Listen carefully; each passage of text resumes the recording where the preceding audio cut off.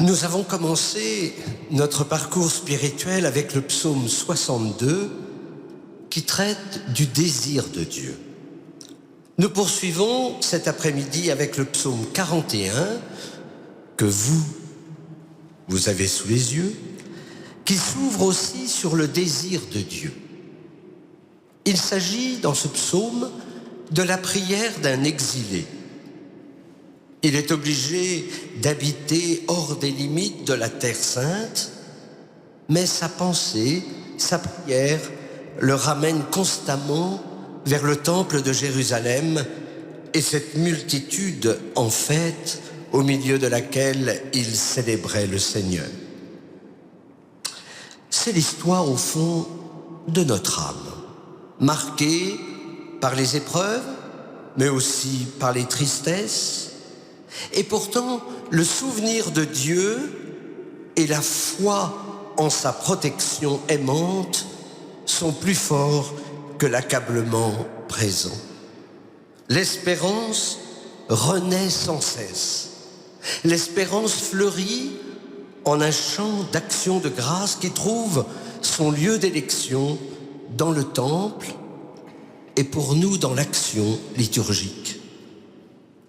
Comme un cerf altéré cherche l'eau vive, ainsi mon âme te cherche, toi mon Dieu. N'est-ce pas cette mélancolie qui habite le début de notre prière? D'un côté, la soif lancinante et l'ardent désir de Dieu, et de l'autre côté, le torrent desséché et ce silence de Dieu. Cette mélancolie, elle nous empêche parfois de nous mettre en prière. À quoi bon? Je prie et cela ne sert à rien. J'ai toujours mes questions, j'ai toujours mes soucis et ce silence de Dieu qui m'est insupportable. L'effet auquel nous sommes le plus sensibles est finalement un effet d'usure et de lassitude. L'enchantement des premières ferveurs se dissipe, la sensibilité s'émousse. On avait envie de prier quand on était jeune, et voilà que l'envie disparaît. Tous les prétextes sont bons pour s'excuser de ne plus prier. Tous ces signes nous invitent pourtant à changer en profondeur. Il faut alors que notre volonté cherche Dieu. C'est un exercice actif de la foi. Alors notre persévérance nous fait cheminer sans que nous ayons des repères pour nous en apercevoir. Toujours prier sans jamais se lasser. La parole du Christ nous encourage, si du moins cette parole signifie quelque chose pour chacun d'entre nous. Chercher Dieu, paraître face à lui, voilà l'histoire spirituelle, notre histoire spirituelle, notre démarche. Mais je ne veux que paraître, mais je ne peux paraître que comme je suis, en vérité, avec mon histoire, mes limites, mes pauvretés, et donc en s'aimant comme nous sommes. Le grand Bernanos disait que la grâce des grâces est de s'aimer humblement soi-même comme n'importe lequel des membres souffrants de Jésus-Christ. La prière, elle peut alors consister simplement à venir à la lumière. On s'approche du Seigneur dans la foi en lui disant « Me voici, Seigneur ». On se présente devant sa face en ayant réellement pris avec soi le tout de notre propre vie. Finalement, c'est notre vie sous le regard de Dieu, offrant simplement nos mains ouvertes, notre visage, notre corps gravés par la pointe dure de l'existence. Et au dernier jour de notre vie, que pourra être notre prière, sinon une offrande muette de tout notre être? La prière, elle nous tourne vers Dieu dans l'expérience et dans le désir. Elle nous tourne vers ce qui adviendra. Dans l'enfance se présentent à Dieu des désirs souvent irréalisables. Mais avec le temps, l'essentiel de la prière n'est plus de demander à Dieu telle ou telle chose, mais bien plutôt de recevoir de sa main cette vie divine. Naturellement, en vous disant cela, je ne suis pas contre la prière de demande, mais face à la lassitude, il faut découvrir que notre prière est un accueil de ce qui vient, à savoir l'accueil du Seigneur et de son royaume. Tout cela s'accomplit dans la durée de notre vie. Il est vrai qu'à la longue, la prière peut se faire plus diffuse. On ne sait plus trop où elle commence et où elle finit, tant on reconnaît que c'est toute notre vie, finalement, qui se déroule sous le regard de Dieu. Ou bien, elle connaît de larges silences, où elle se concentre peut-être dans quelques phrases, voire dans un mot, comme chez les moines d'Orient. Notre prière, elle change, et c'est l'indice que l'Esprit Saint veut nous conduire plus loin dans notre vie spirituelle. Revenons au psaume. Mon âme a soif de Dieu. Quand pourrais-je m'avancer, paraître face à Dieu? L'exil pour le psalmiste, loin du temple, et notre exil à nous, encore si loin du royaume. Mais l'exil de l'homme n'est jamais achevé en cette vie. La distance d'avec Dieu, elle n'est jamais abolie. Loin de Dieu, nous nous desséchons. Nous sommes coupés de lui. Nous risquons de mourir de soif. Et pourtant, nous entendons cette parole du Christ, si quelqu'un a soif, qu'il vienne à moi et qu'il boive. Alors n'hésitons pas, malgré notre lassitude, à reprendre le chemin qui nous conduit à la source du bonheur. Mais ce chemin, avouons-le, est parfois bien caché. Je n'ai d'autre pain que mes larmes, le jour, la nuit, moi qui chaque jour entends dire « Où est-il ton Dieu ?» Dieu se cache. Il ne semble pas nous exaucer. Et c'est pourquoi nous versons des larmes amères. Comme le psalmiste, nous sommes dans un monde païen. Où est-il ton Dieu? Nous sommes sensibles à cette raillerie, car nous souffrons, nous aussi, du silence de Dieu. C'est vrai, c'est une parole injurieuse envers le Seigneur, qui finalement paraît impuissant à sauver ce monde. Mais le Christ, il a connu lui aussi cette raillerie sur la croix. N'es-tu pas le Christ? Sauve-toi toi-même et nous aussi. Loin de Dieu, nous demeurons tournés vers lui, en scrutant la lumière divine qui se lève au fond des ténèbres. Comme l'écrit le grand saint Augustin, si les baptisés savent dans quel exil passe leur vie et en quel lieu ils doivent parvenir, Peut-être seront-ils embrasés d'une ferveur encore plus grande. Ah, cette petite espérance qui n'a l'air de rien du tout, mais qui nous fait avancer malgré tout. Dans la sécheresse que nous pouvons connaître, les larmes sont aussi une bénédiction, parce que les larmes, elles irriguent le cœur. Il a manqué à Judas de ne pas savoir ou de ne pas vouloir pleurer, comme l'a fait Pierre après son reniement. Le pain des larmes nourrit la tendresse de l'âme et lui évite toute dureté. Notre tristesse, elle est alimentée par le souvenir. Je me souviens et mon âme déborde. En ce temps-là, je franchissais les portails.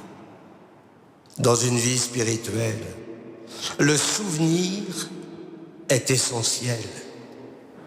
Parfois, le présent resserre le cœur et on désespère. En revanche, les merveilles de Dieu dans le passé remettent les choses en place. Et un flot de joie remonte du fond de l'âme qui ont préparé les larmes. Au début de notre vie de prière, on franchissait les portails. On se sentait en présence de Dieu. Et puis c'est le désert. Ne cherchons pas la raison de ce changement dans notre prière. Il nous faut plutôt découvrir que nos oraisons, nos temps de prière apparemment stériles sont d'un grand profit. Notre foi sortira plus pure et plus forte de cette marche dans le désert où rien ne pousse, où l'on ne rencontre personne.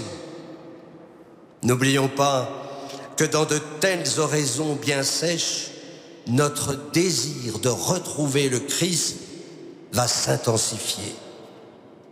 En effet, sa grâce nous sera donnée d'autant plus abondante que nous serons plus vides et plus arides.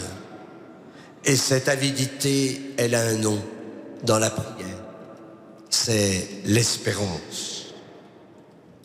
Enfin, nous ne faisons pas oraison pour les joies ressenties.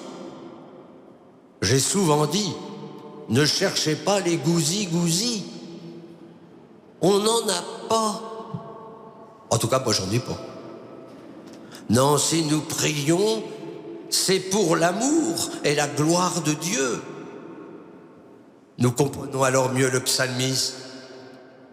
Pourquoi te désoler, ô mon âme, et gémir sur moi? Espère en Dieu.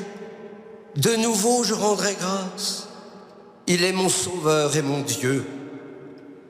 Voilà les gémissements dont parlait saint Paul dans sa lettre aux Romains.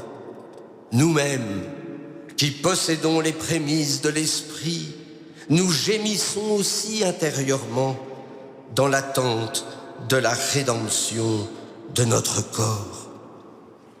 Notre Dieu va nous recréer. Notre Dieu va fortifier notre être intérieur. Alors, de nouveau, je rendrai grâce. Il est mon sauveur et mon Dieu. L'action de grâce, elle revient malgré la désolation. Chaque mouvement de la lamentation se termine par un sursaut d'espérance. Et le psalmiste s'encourage.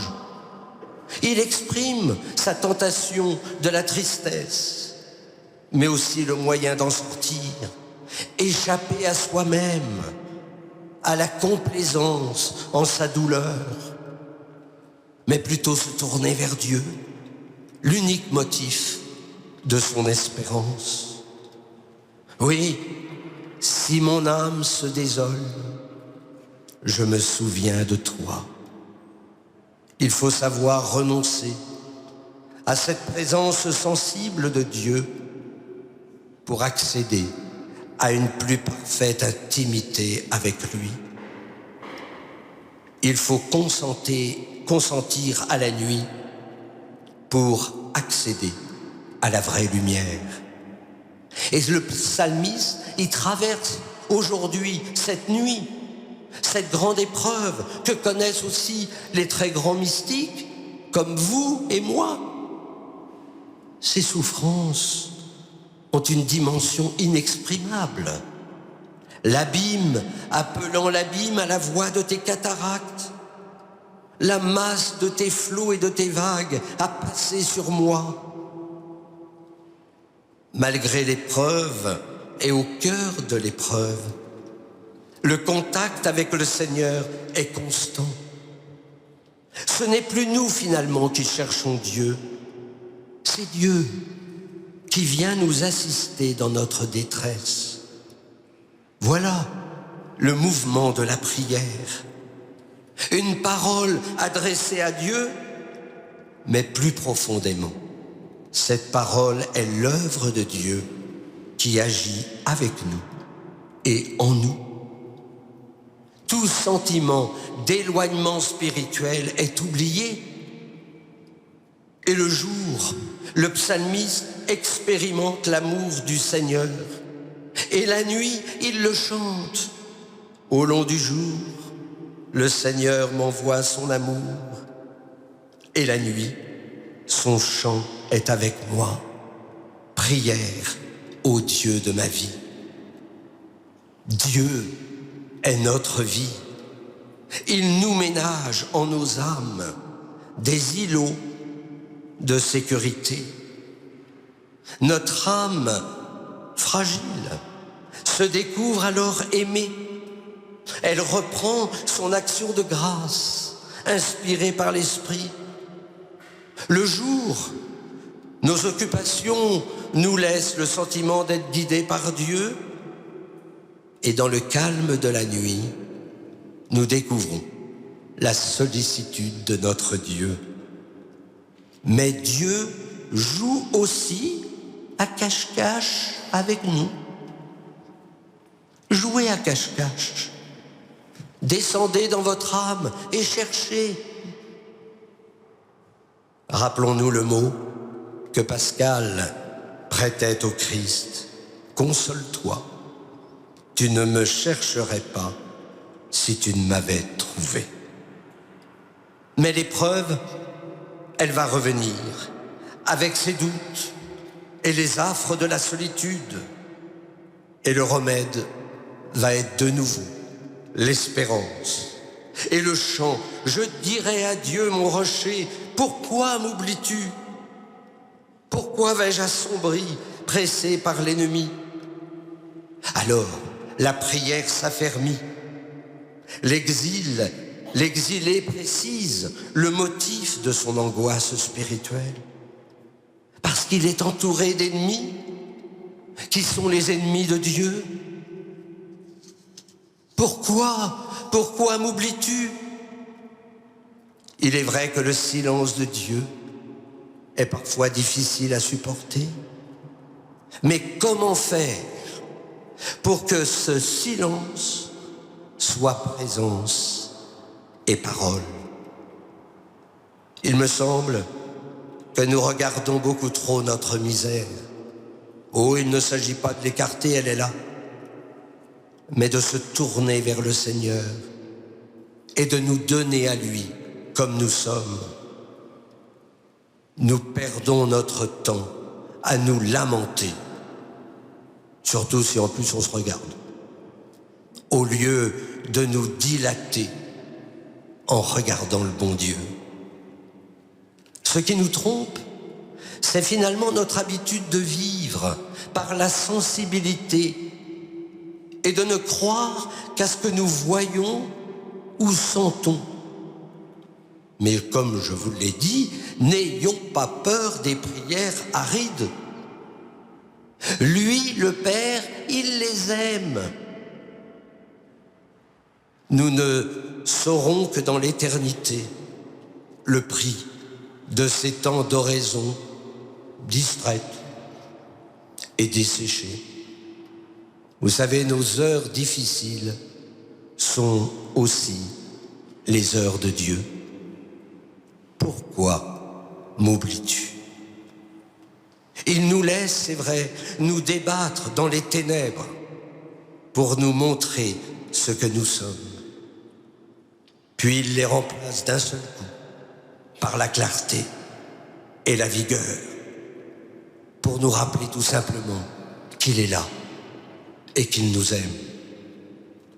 L'âme, alors, n'a qu'à faire silence, elle aussi, pour trouver ce silence tout orienté vers Dieu. Une âme, notre âme, qui se tait devant Dieu. Une attitude toute de silence, mais d'un silence qui est un peu un aveu de notre impuissance, de notre dépendance, un silence qui est une attitude d'humilité, un simple silence tout plein du désir de Dieu. C'est lui que l'âme cherche en ce silence.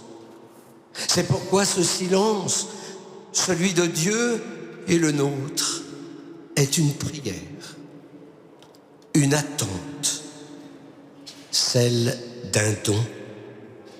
Le silence de l'âme dans lequel elle se sent cacher ce qui lui échappe dès qu'elle se met à le chercher. Alors nous découvrons que la prière n'est pas seulement une activité passagère, non, c'est l'expression d'une disposition habituelle, profondément inscrite dans l'âme. Ce silence intérieur dans lequel l'âme demeure, bien qu'elle semble n'y rien trouver, parce qu'elle pressent simplement que quelque chose, même caché, laisse tout de même soupçonner une présence, celle de Dieu. Alors, comme le psalmiste, nous pouvons terminer par les mêmes versets.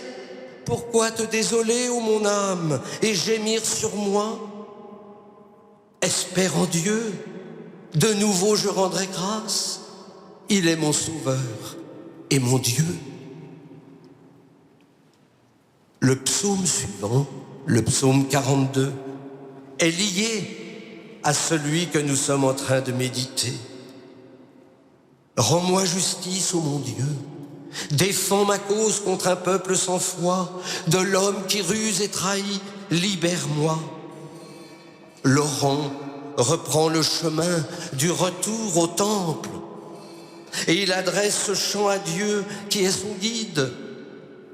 Ce n'est pas la désolation, c'est la confiance. Rends-moi justice, libère-moi.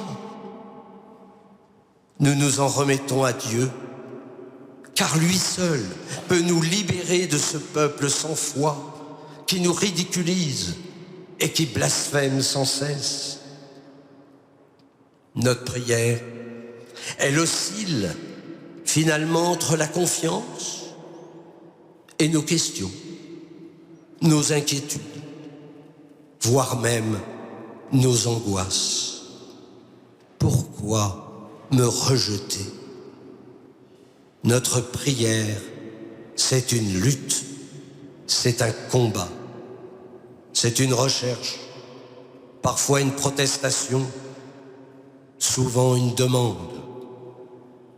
Dieu ne peut pas faire la sourde oreille. D'ailleurs, il donne beaucoup plus que ce que nous avions demandé. Il envoie la lumière et la vérité qui guident nos pas sur ce chemin du retour. Nous le savons bien, il n'est pas facile de descendre en nos cœurs. Nous avons pourtant besoin d'être dans la vérité. C'est peut-être pourquoi la prière nous fait peur. Pourtant, Dieu nous aime, et il nous aime comme nous sommes. Et c'est avec cette assurance que j'avancerai jusqu'à l'autel de Dieu, vers Dieu, qui est toute ma joie. Et alors nous retrouvons notre joie, parce que nous avons la certitude d'être exaucés. Ainsi, la prière, commencée en lamentation, atteint son terme avec l'action de grâce. Et tout n'est plus que jubilation.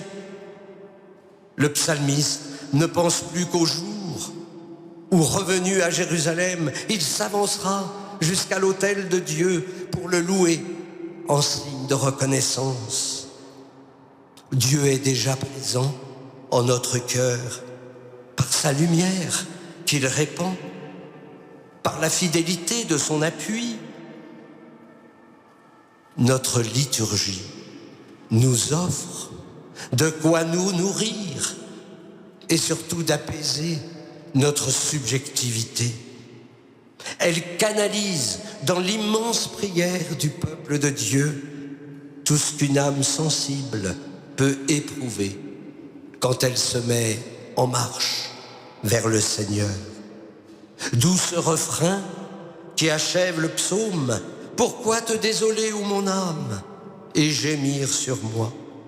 Espère en Dieu, de nouveau je rendrai grâce.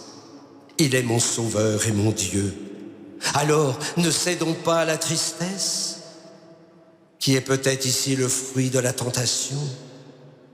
Il nous faut voir plutôt en Dieu que notre Sauveur. C'est pourquoi toute prière s'achèvera par la confiance et l'abandon, comme la prière de frère Charles de Foucauld.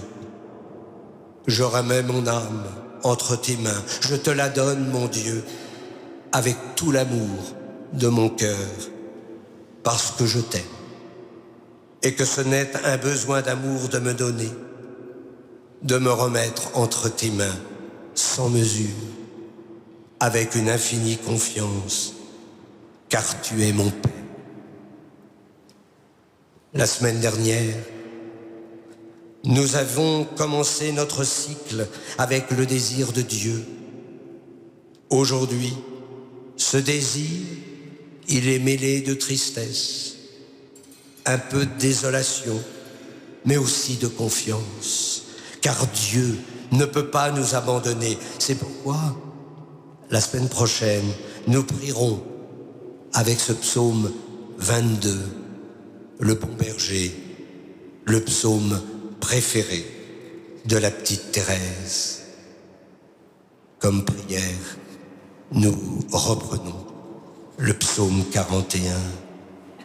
Comme un cerf altéré cherche l'eau vive, ainsi mon âme te cherche, toi mon Dieu. Mon âme a soif de Dieu, le Dieu vivant. Quand pourrais-je m'avancer, paraître face à Dieu? Je n'ai d'autre pain que mes larmes, le jour, la nuit. Moi qui chaque jour entends dire, où est-il ton Dieu? Je me souviens, et mon âme déborde. En ce temps-là, je franchissais les portails. Je conduisais vers la maison de mon Dieu la multitude en fête, parmi les cris de joie et les actions de grâce.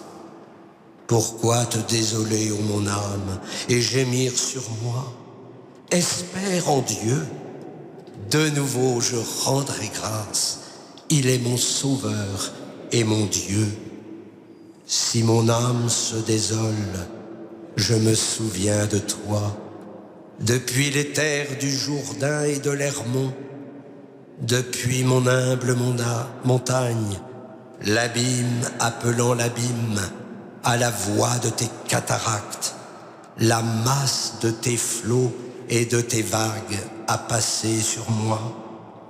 Au long du jour, le Seigneur m'envoie son amour, et la nuit, son chant est avec moi. Prière, ô Dieu de ma vie. Je dirai à Dieu, mon rocher, pourquoi m'oublies-tu? Pourquoi vais-je assombri, pressé par l'ennemi, outragé par mes adversaires? Je suis meurtri jusqu'aux os, moi qui chaque jour entends dire, où est-il ton Dieu? Pourquoi te désoler, ô mon âme, et gémir sur moi? Espère en Dieu, de nouveau je rendrai grâce. Il est mon Sauveur et mon Dieu. Amen.